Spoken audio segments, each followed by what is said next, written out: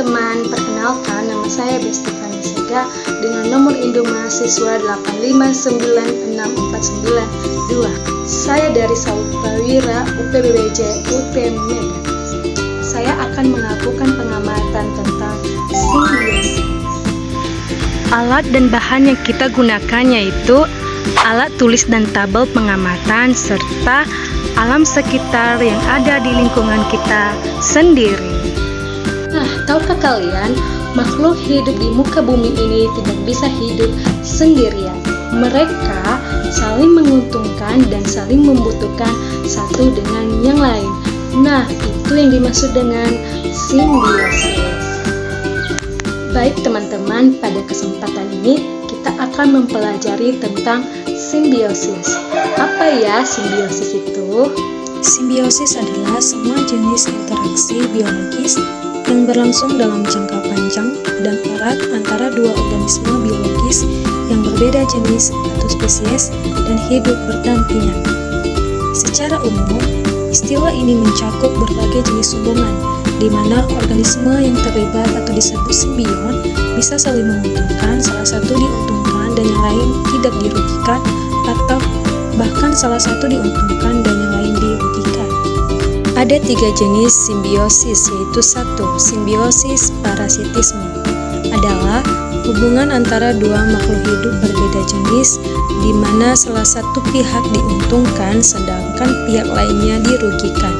Makhluk hidup yang mengambil keuntungan disebut parasit, sedangkan yang dirugikan disebut inang. 2. Simbiosis komensalisme adalah hubungan antara dua makhluk hidup yang saling berinteraksi di mana satu pihak mendapatkan keuntungan sedangkan pihak lainnya tidak dirugikan maupun diuntungkan. 3. Simbiosis mutualisme adalah hubungan antara dua makhluk hidup berbeda jenis yang saling menguntungkan kedua belah pihak. Dalam hal ini, kedua organisme mendapatkan manfaat dari interaksi yang mereka lakukan sehingga keduanya diuntungkan dan tidak ada yang dirugikan. 1. Contoh parasitisme yaitu binatang kucing, jenis makhluk yang dirugikan. Mengapa demikian? Karena kucing merasakan gatal, iritasi kulit dan dapat menyebabkan infeksi atau anemia. Sedangkan yang diuntungkan yaitu kutu atau parasit, di mana kutu mendapatkan tempat tinggal yang hangat di bulu kucing dan makanan dengan menghisap darah kucing. 2. Simbiosis komensalisme. Contoh jenis makhluk hidup yang diuntungkan yaitu tumbuhan sirih, di mana tumbuhan sirih ini merambat pada pohon lain untuk mendapatkan sinar matahari dan dukungan untuk tumbuh tinggi. Sedangkan inang atau pohon yang dirambati tidak akan rugi. 3. Simbiosis mutualisme. Pihak satu jenis makhluk hidup yang diuntungkan yaitu lebah.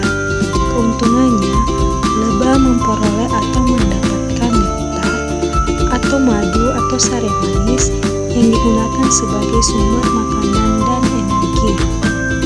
Pihak kedua makhluk hidup yang diuntungkan yaitu bunga.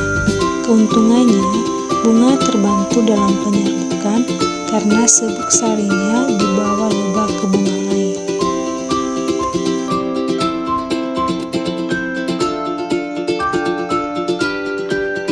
Jadi kesimpulannya, berdasarkan hasil pengamatan terhadap berbagai jenis simbiosis, dapat disimpulkan bahwa simbiosis merupakan bentuk hubungan timbal balik antara dua makhluk hidup berbeda jenis yang hidup berdampingan dalam satu ekosistem. Setiap jenis simbiosis memiliki ciri dan pengaruh yang berbeda terhadap makhluk hidup yang terlibat, yaitu 1. Simbiosis mutualisme. Kedua makhluk hidup ini saling menguntungkan. Contohnya, lebah dan bunga. Lebah memperoleh nektar sedangkan bunga terbantu dalam penyerukannya. 2. Simbiosis komensalisme. Salah satu pihak diuntungkan sedangkan pihak lain tidak dirugikan maupun diuntungkan. Contohnya, tumbuhan sirih menempel pada pohon pinang. Nah, sirih mendapatkan tempat tumbuh, pohon pinang tidak terpengaruh. Ketiga, simbiosis parasitisme. Salah satu pihak diuntungkan atau parasit, sedangkan pihak lain dirugikan atau inang.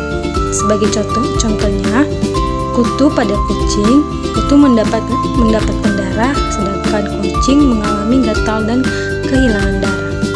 Jadi secara keseluruhan, hubungan simbiosis menunjukkan bahwa setiap makhluk hidup saling bergantung satu sama lain dalam memenuhi kebutuhan hidupnya.